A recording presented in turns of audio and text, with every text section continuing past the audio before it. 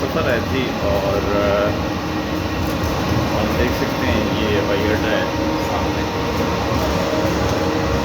इसलिए हम ट्रेन पे जा रहे हैं और टर्मिनल 1 से T2 पे जाएंगे और उसके बाद जो है वो इस्लामाबाद की तरफ फिर ब्लू की फ़्लाइट है हमारी।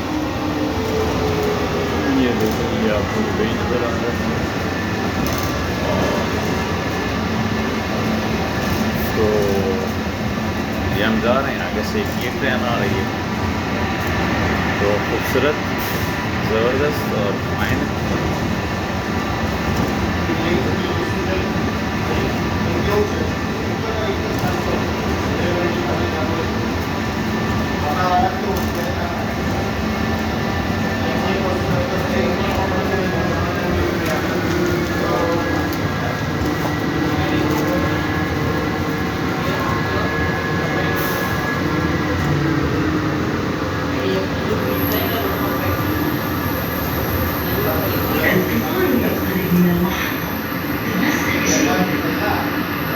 Approaching station. Please hold on.